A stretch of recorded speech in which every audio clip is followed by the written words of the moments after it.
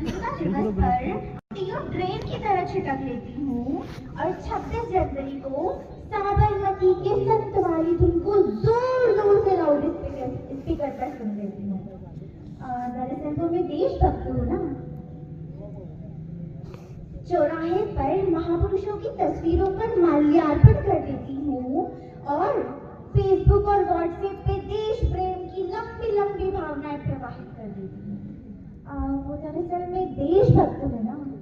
और जब देशभक्ति की इन्हीं परिभाषाओं में उलझकर रह जाती हूँ तो स्वयं को लंका विजय की उस रण क्षेत्र में पाती हूँ जहाँ लक्ष्मण श्री राम से कहते हैं कि भैया क्यों ना अयोध्या वापसी की बजाय इस स्वर्णमयी लंका पर ही अपना साम्राज्य बना दिया जाए। और जब श्री राम इसका उत्तर देते हैं वही मेरी सारी समस्याएं दूर हो जाती हैं। श्री राम कहते हैं अभी स्वर्णमयी लंका नवी लक्ष्मण रोचते जननी जन्मभूमिश्च स्वर्गादपि गरीयसी। अर्थात चाहे लंका कितनी भी सुंदर क्यों ना हो, सोने की क्यों ना हो, पर जो मेरी जन्मभूमि है, जो मेरी कर्मभूमि है, वो स्वर्ण से भी महान है। कि ऐसे ही हमारी जन्मभूमि, हमारा भारत, आज माँ भारती हमसे मरने को, मिटने को, बलिदान देने को नहीं कहती। वो नहीं कहती कि आप मर के मिट के मेरे लिए आजादी लेकर आओ।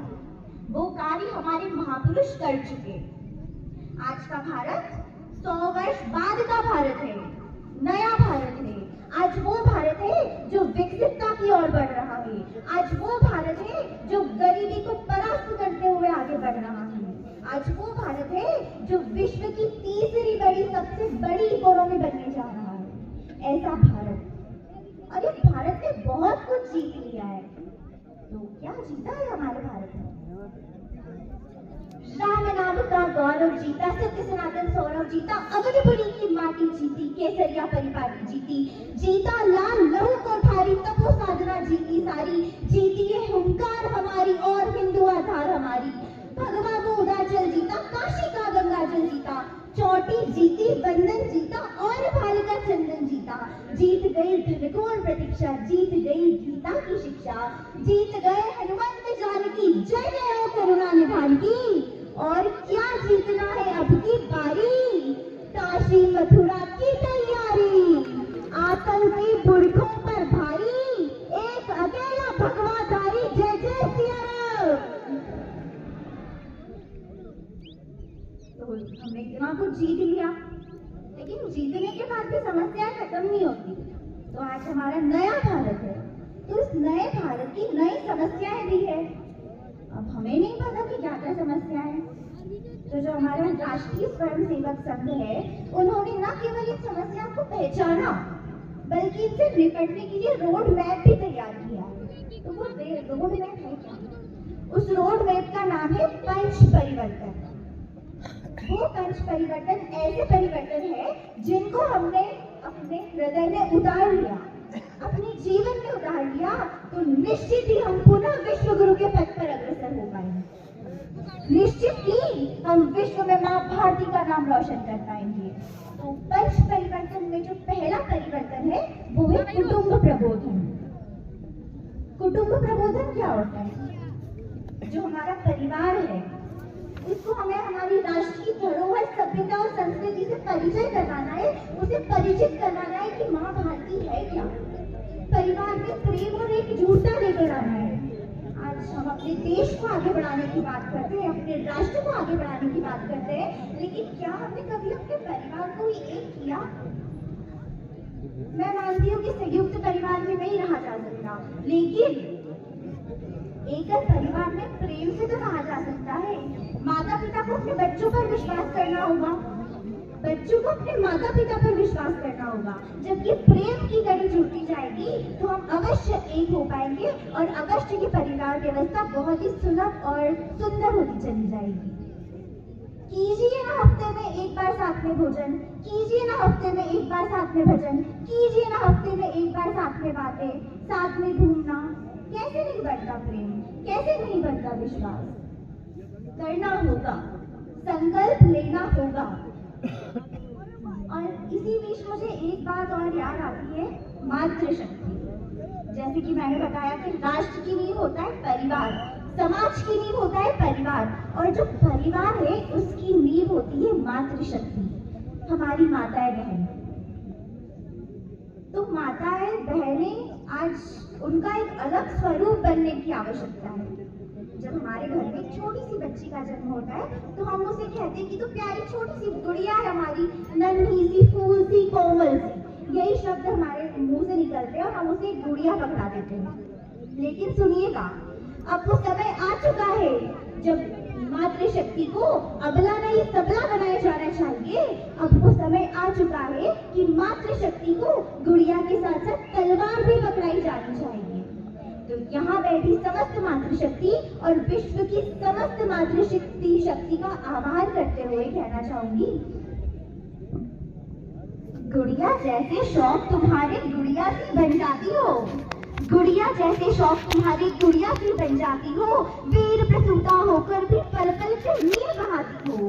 अरे शक्ति स्वरूपा हो तुम, स्वयं जगदम्बा की अवतारी हो, क्या दुर्योधन क्या दुशासन तुम स्वयं काल पर भारी हो। मत रोको तुम अभिलाषा को, मत रोको तुम अभिलाषा को, है श्रृंगारों पर रोक नहीं। तुम कलिका हो इस उपवन की, सो कोमलता पर टोक नहीं। मगर वर्जना क्यों करती हो ढालों से तलवारों से, एक बार बस लगन लगा लो मृत्यु नचाती धारों से। माना चूड़ी चोली चुनरी बिन श्रृंगार पूर्ण नहीं होता, मगर बताओ तलवार बिना क्या रूप अपूर्ण नहीं होता, मगर बताओ तलवार बिना क्या रूप अपूर्ण नहीं होता। हर रक्त बीज को रंगचंडी का रक्तिम रूप दिखाएंगे, और तुम खुद अपना चीर बचा लो, कृष्ण कहाँ तक आएंगे, कृष्ण कहाँ तक आएंगे, कृष्ण कहाँ तक आएंगे। अब जो हमारा दूसरा परिवर्तन है जिसको हमें हमारे जीवन में उतारना है, वो है नागरिक कर्तव्य। अधिकारों के लिए तो हमने बहुत लड़ाई लड़ ली, अधिकारों के लिए तो हमने आजादी भी पा ली, लेकिन क्या वो जो माँ भारती है, हम उनके बच्चे हैं, तो बच्चे का माँ के लिए कोई कर्तव्य नहीं होता, कोई दायित्व नहीं होता। कब तक हम अपने अधिकारों के लिए लड़ते रहेंगे। अब वो समय आ चुका है कि हमें हमारे कर्तव्यों को समझना होगा, इस देश के प्रति, इस राष्ट्र के प्रति। अब वो समय आ चुका है इस देश को नई दिशा देने का, यहाँ के युवकों को, यहाँ के युवाओं को ऐसी दिशा देने का, ऐसे भारत का निर्माण करने का जो भूगोल में, खगोल में, कला में, साहित्य में, अनुसंधान में, विज्ञान में, पर्यावरण संरक्षण में माँ भारती का सिरमौर बनकर पुनः सिंहासन आरूढ़ हो। अरे तकनीक जानने वाला युवा अब्दुल कलाम बने, IIT NIT में पढ़ने वाला छात्र नासा के लिए नहीं अपितु इसरो के लिए काम करे। हम हॉकी, फुटबॉल, कबड्डी, क्रिकेट खेले तो भारत के लिए खेले। कोई हेमा दास दौड़ती हुई नारी सशक्तिकरण का उदाहरण देती हुई स्वर्ण जीते तो वो भारत के लिए जीते। हमारे गांव का युवा आगे आए और राष्ट्रहित में नीरज चोपड़ा की तरह भाला फेंके। हम शिष्टाचार यूं अपनाए कि जापान से पहले भारत का नाम हो, रचनाएं ऐसी रची जाए कि साहित्य का नोबेल भारत को प्राप्त हो। पर्यावरण संरक्षण के साथ साथ अतिथि देवो भव की उक्ति को जागृत करने की आवश्यकता है। जो युवा दौड़ सकता है दौड़े, जो चल सकता है चले, जो रेंग सकता है रेंगे, मगर अपने कर्तव्यों का निर्वाहन अवश्य करे और सिंह की गर्जना की भांति नेतृत्व क्षमता के साथ करे। यहाँ बैठे समस्त युवाओं का आह्वान करते हुए कहना चाहूंगी, उठो जवान देश की वसुंधरा पुकारती, ये देश है पुकारता, पुकारती माँ भारती, पुकारती माँ भारती, पुकारती माँ भारती। करेंगे हम अपने कर्तव्यों का पालन, करेंगे हम अपनी शुल्कों का समय पर भुगतान, करेंगे हमारी राष्ट्रीय संपत्ति की रक्षा करेंगे हम अपने सभ्यता, संस्कृति और धरोहर का। यही हमारा कर्तव्य है कि हम हमारी माँ भारती को उनका पद दिला के रहेंगे, विश्व गुरु बनकर रहेंगे। अब जो हमारा तीसरा परिवर्तन है, समय सीमा बहुत कम है मेरे पास, बातें बहुत है, लेकिन हम अपनी परिवर्तनों पर ही बात करेंगे। जो तीसरा परिवर्तन है वो बहुत जरूरी परिवर्तन है और वो है स्वबोध। स्वबोध क्या होता है? स्वयं का बोध। गुलामी की मानसिकता से आजाद होकर कैसे हम अपनी धरोहर पे गर्व कर सकते हैं, कैसे हम हमारे राष्ट्र पर गर्व कर सकते हैं, कैसे हम हमारी स्वभूषा पे गर्व कर सकते हैं, कैसे हम हमारी स्वभाषा पे गर्व कर सकते हैं, कैसे हम स्वदेशी बन सकते हैं। अरे दुनिया के सभी देशों ने माँ भारती के चरणों में शीश झुकाया है, तो फिर क्यों हमने विदेशी संस्कृति को अपनाया है? क्यों हम विदेशों की तरफ भाग रहे हैं? अभी जो महाकुंभ हुआ था, हम सभी ने देखा कि कैसे विदेशी लोग हमारी संस्कृति को अपना रहे हैं, कैसे ग्रहण कर रहे हैं और कितना प्रसन्न होकर ग्रहण कर रहे हैं। अरे जब जब कहला विश्व हमारा, जब जब बेमकसद फूल कहा, चीन दूध जापान सभी ने भारत को एक दूध कहा। हमें प्रण लेना होगा, संकल्प लेना होगा कि कोई त्योहार अगर हम मनाएंगे तो भारतीय परंपरा के अनुसार मनाएंगे। हम छोटी से छोटी चीज से लेकर बड़ी से बड़ी चीज लेंगे तो वो भारत देश की होगी। हम स्वदेशी अपनाएंगे, स्वभाषा को अपनाएंगे। मुझे पता है कि सभी भाषा आनी चाहिए, पर जो गर्व है वो हमें हमारी भाषा पे करना होगा, हमारी स्वभाषा पे करना होगा। वो मासी है, वो बुआ है, वो नानी है, वो काकी है, लेकिन हमारी माँ का दर्जा हम किसी और को कभी नहीं दे सकते, वैसे ही माँ भारती का दर्जा हम कभी किसी और को नहीं दे सकते। तो अपनाएंगे ना हम सभी स्वदेशी। मुझे पता है कि ऐसी कई विडंबनाएं होती है, ऐसा कुछ होता है कि हम उस तरफ आकर्षित होते हैं, लेकिन इन सभी से बढ़कर हमें हमारी भारत माता की वसुंधरा को अपनाना होगा, हमारी माँ भारती की धरोहर को अपनाना होगा। और जो चौथा परिवर्तन है वो है सामाजिक समरसता। पूजनीय गुरुजी ने अभी उसी के बारे में आपको बताया कि कैसे हमको एक बनना है। जो नीचे स्लोगन लगा है, कैसे हमें उसको जीवन में हमें आत्मसात करना है। मुझे पता है कि जो भारत शब्द है ये तो एक वचन है, छोटा सा शब्द है, लेकिन जो उसका अर्थ है वो बहुवचनात्मक है। हम एक इसलिए है क्योंकि हमने विविधताओं को स्वीकार किया है, और हम विविध इसलिए हैं क्योंकि यही हमारी एकता का आधार है। भारत वो भूमि है जहाँ हर मील से व्यक्ति की मति, समुदाय की संस्कृति और भौगोलिक प्रकृति बदल जाती है। भोजन की थाली से लेकर माथे की लाली तक, भोजन की थाली से लेकर माथे की लाली तक, शरीर की लंबाई से लेकर स्वभाव की मोटाई तक, मन के विचारों से लेकर स्वभाव के आचारों तक, और शब्दों की चाल से लेकर संगीत की ताल तक हम विविध हैं, लेकिन फिर भी हम एक हैं। हमें एक बनकर रहना होगा, हमें संकल्प लेना होगा। आवश्यकता है ऊंच नीच के भाव को समाप्त करने की। आवश्यकता है हमें आपस में भाई बंधु बनकर, सखा बनकर आपस में गले लगने की। आवश्यकता है किन्नर और समलैंगिकों को भक्ति नजर से देखने की बजाय उन्हें अपनाने की। आवश्यकता है विधवाओं पर लागू बेरंग रूढ़ियों को तोड़कर उनकी सफेद साड़ी से तिरंगे के 3 रंगों को भरने की। और आवश्यकता है एकजुट होकर रहने की और देश को पुनः विश्व गुरु बनाने की। मुझे पता है कि ऐसे कई असामाजिक तत्व होते हैं जो हमारी एकता को तोड़ने का प्रयास करते हैं। वो बड़े खुश होते हैं कि आप हमारा देश खत्म हो जाए, हमारा राष्ट्र खत्म हो जाए, हिंदुओं की एकता टूट जाए। तो उन लोगों के लिए कहना चाहूंगी, उन लोगों को खत्म करने के लिए हम सबको एक होना होगा। देशभक्ति की प्रबल धारा में हम सबको साथ बहना होगा और हम सभी एक हैं और एक बनकर रहना होगा। और ऐसे असामाजिक तत्वों को हम सभी मिलकर ये जवाब देंगे। क्या जवाब देंगे हम? मुट्ठी में कुछ सपने लेकर भर कर जेबों में आशाएं, दिल में है अरमान यही कुछ कर जाए। सूरज सा तेज नहीं मुझ में, दीपक सा जलता देखोगे। अपनी हद रोशन करने से तुम मुझको कब तक रोकोगे? मैं उस माटी का वृक्ष नहीं जिसको नदियों ने सींचा है।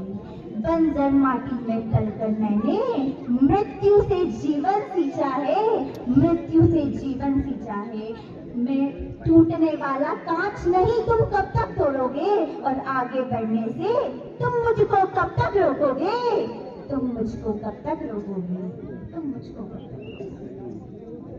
और जो हमारा 5वां और सबसे अंतिम परिवर्तन है वो है पर्यावरण संरक्षण। हमने बहुत सारी बातें की। हम राष्ट्र को आगे बढ़ाएंगे, हम परिवार को एक बनाएंगे, हम सामाजिक समरसता के मूल्य को आत्मसात करेंगे, लेकिन जब हम स्वस्थ ही नहीं रहेंगे तो इन सब बातों का क्या महत्व रहेगा? पर्यावरण है तो हम है। संकल्प लेना होगा हमें, संकल्प लेना होगा कि जन्मदिन पर केक काटने की बजाय हम एक वृक्ष लगाएंगे। संकल्प लेना होगा हमें कि हम प्लास्टिक को नहीं अपनाएंगे, हम डिस्पोजल को नहीं अपनाएंगे। संकल्प लेना होगा हमें कि हम ऐसा कार्य नहीं करेंगे जिससे हम प्रदूषण फैले, जिससे वायु प्रदूषण फैले, जल प्रदूषण फैले। हम हरित क्रांति को अपनाएंगे। जब पर्यावरण स्वच्छ हो जाएगा तो हम खुद स्वस्थ हो जाएंगे और पूरी क्षमता के साथ अपने देश के लिए, अपने राष्ट्र के लिए, अपने कर्तव्यों का निर्वहन करेंगे। यहाँ बैठे सभी लोगों के मन में एक सवाल हमेशा आता है कि इतने सारे लोग हैं भारत में, इतनी सारी जनसंख्या है, तो केवल हमारे एक के नागरिक कर्तव्य अपना लेने से, एक के जन्मदिन पर वृक्षारोपण करने से, केवल एक के स्वदेशी अपना लेने से, केवल एक का हर वो कार्य करने से जिससे माँ भारती का नाम रोशन हो सके, तो क्या भारत सच में आगे बढ़ जाएगा? इतना बड़ा भारत है, हम लोगों से कितना कम पड़ता है, कोई नहीं करता है। जब एक भारतीय ये बात सोच ले कि हमें करना होगा, भले 1% हमारा योगदान है तो भी वो माँ भारती के लिए योगदान है, और वो 1% सबका मिलकर कब 100% बन जाएगा और कब हमारी माँ भारती पुनः विश्व गुरु बन जाएगी, हमें कुछ पता नहीं लगेगा। हमारे भारत का निर्माण तो हो चुका है साथियों, पर आवश्यकता है इस भारत देश का पुनः निर्माण करने की। आवश्यकता है, अभी तो हम सभी बोलते हैं, क्या बोलते हैं, सारी जहां से अच्छा हिंदुस्तान हमारा। पर अब जब हमने इन पंच परिवर्तनों को अपना लिया, अपने कर्तव्यों को अपना लिया, तब वो दिन दूर नहीं जब पूरा विश्व बोलेगा कि सारी जहां से अच्छा हिंदुस्तान तुम्हारा, हिंदुस्तान तुम्हारा, हिंदुस्तान तुम्हारा। इसी बात पे मुझे एक बात याद आती है, ये गाना तो हमने सभी ने सुना होगा कि सारी जहां से अच्छा हिंदुस्तान हमारा। हम क्या है इसकी? बुलबुले। हम बुलबुले हैं इसकी, ये गुलसिता हमारा। क्या है? गुलसिता हमारा। हम क्या है इसकी? बुलबुले नहीं है, हम इसकी बुलबुले। जी हाँ, हम हमारे हिंदुस्तान की बुलबुले नहीं है। गुलसिता का मतलब क्या होता है? एक बगीचा, एक गार्डन। जब गार्डन में आग लग जाए, एक बगीचे में आग लग जाती है तो बुलबुलें तो उड़ जाएगी। हमें उड़ना नहीं है, हमें टिके रहना है। देश अगर हमारी माँ भारती के ऊपर कोई संकट आता है तो उसके लिए हमें खड़े रहना होगा। तो इस भजन को मैं परिवर्तित करते हुए कहना चाहूंगी कि सारी जहां से अच्छा हिंदुस्तान हमारा। हम बुलबुलें नहीं है इसकी, हम पौधे हैं इसके। जब बगीचे में आग लगती है तो पौधे भी जल के राख हो जाते हैं, इसलिए बुलबुलें तो उड़ जाती है। हमारी माँ भारती की संतान है हम, और इसके लिए हम हमेशा खड़े रहेंगे, हिंदुत्व को जोड़ के रखेंगे और बहुत बहुत आगे बढ़ेंगे। तो इन पांचों परिवर्तनों को हम संकल्प लेंगे कि अपने जीवन में आत्मसात करेंगे और अपने देश और राष्ट्र को आगे बढ़ाएंगे। तो अपनी बात कौन भी करते हुए, कथानक व्याकरण समझे तो सुरभित छंद हो जाए, इस देश में फिर से सुखद वर्तन हो जाए।